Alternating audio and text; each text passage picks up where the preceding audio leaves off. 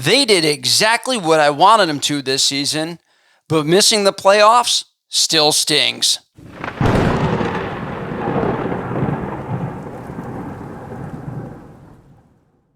What's up, everybody, and welcome back to another video of Sports Talk Buffalo. Before we go any further, I want to remind you guys to like, subscribe, and hit that notification bell so you guys never miss a video. I talk Bills, Sabres, and the university at men's basketball and football teams right here on this page. Also, remember to check out some cool merch. The links are in the description below. The Sabres were in the thick of the playoff race right up until the last few games of the season, which is a massive improvement over last season. They finished with a record of 42 wins, 33 losses, and 7 overtime losses, which gave them 91 points to finish this season, and a heartbreaking 1 point from the final playoff spot this season. However, overall, still a very successful season for a team as young as they were, the youngest in the entire NHL, even with guys like Craig Anderson, who was over 40 years old on this team, which goes to show how young they really were, and they still were the youngest team in the NHL. They finished 16 points ahead of where they finished last season, where they had just 75 points. And for the second straight year, not to toot my own horn, but toot toot, I was very, very close, almost spot on in predicting before the season started exactly where the Sabres would finish. In the video that I will link right up here, I predicted that the Buffalo Sabres would finish with a record of 41 wins, 29 losses, and 12 overtime losses, and 94 points. Had I been completely correct, the Sabres would have been in the playoffs this season. However, I did mention that I thought that they would battle for the final playoff spot right up until the very last game. Overall, this season, as I stated, it was a very good season. However, there were multiple negatives to take away from this season, which essentially kept the Sabres out of the NHL playoffs. The first being was that their goaltending overall was very subpar. All season long, it seemed like right when the Sabres needed them to make a big save, the goaltenders came up just short. However, it wasn't all on the goaltenders this season, and that brings up the second point that I wanted to talk about as far as the negatives go this season, and that was overall team defense.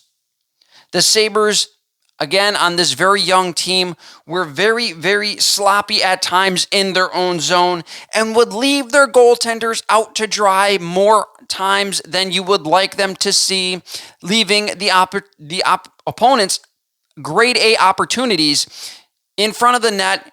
And again, with subpar goaltending, you're just not going to win the amount of games you need to get into the NHL playoffs. Buffalo finished with 300 goals against, which was good for 26th best in the NHL. And those 2 points lead to my third and final point of the negatives of this season, and that was the lack of consistency when it came to this season. The Sabres had large stretches of poor play, which led to an 0-8 stretch, and also a stretch that saw them go 2-8-2 in the most critical time of the season, and yet they were still only 1 point out of the playoffs. So it goes back to show that it wasn't necessarily a game or two here or there that made the big difference. It was those two prolonged, very poor stretches of play that essentially sunk the Sabres ship this season. Now we go away from the negatives and jump into the positives of the season, where the biggest positive, in my opinion, was the overall play of the Sabres' first line, Skinner, Thompson, and Tuck, who all had career highs, blowing out their career high numbers this season, as Jeff Skinner finished with 35 goals, 47 assists for 82 points in 79 games. Tuch finished with 36 goals, 43 assists, and 79 points in this season in 74 games. And Tage Thompson absolutely blowing the doors off the NHL right up until he got hurt. He was on pace to go well over 100 points. Finishes the season, 78 games played, 47 goals, 47 assists for 94 points. That line was absolutely incredible all season long, and they solidified themselves as a legitimate NHL first line that is a threat on any given night and put teams on notice for next season. The second big positive for the Buffalo Sabres is, of course, at least in this small sample size, it seems as though we have found our franchise goalie in rookie Devin Levi. He played 7 games this season in pressure-packed games down the stretch, games the Sabres needed to win in order to try to even have a chance at the playoffs, and he performed exceptionally well in 5 of those 7 games, finishing with a record of 5-2 and a save percentage of a .905 in his first 7 games. A very strong start to what should be a very stellar career for the Buffalo Sabres' new franchise goalie. Now, the biggest surprises of this year, at least for me, was the gigantic steps that both Dylan Cozens and Casey Middlestat took this season. Dylan Cozens showed scoring touch as he netted 31 goals and had 68 points this season and looks to be a legitimate number 2 center behind Tage Thompson. And everyone who was on Middlestat's case all season long, he quieted down all his haters, showing his offensive ability and also his versatility, being able to go from a scoring third-line winger right up to fill the shoes of Tage Thompson in that first-line center role. And he was absolutely incredible down the stretch for the Buffalo Sabres. Both of those guys took giant steps and look like they are part of the core moving forward for this Buffalo Sabres team. And the biggest unsung hero award for me goes to Mattias Samuelsson.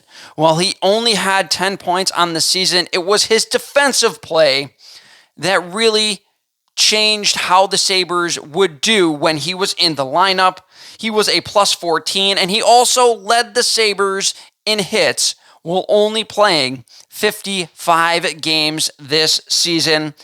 It seemed as though the Sabres overall were just a better team when Samuelsson was in the lineup, and it looked like he was the piece that completed the Buffalo Sabres puzzle. With the way that this Sabres season ended, it is no surprise that next year the expectations of the Buffalo Sabres will be raised another notch, especially by the fans. When they say next season, the expectation is playoffs or bust, I don't think that is out of the realm of possibility for this Buffalo Sabres team, provided they continue to grow and all learn together. That's going to do it for this episode, guys. I want to remind you guys to like, subscribe, and hit that notification bell so you guys never miss a video. And as always, have a fantastic week.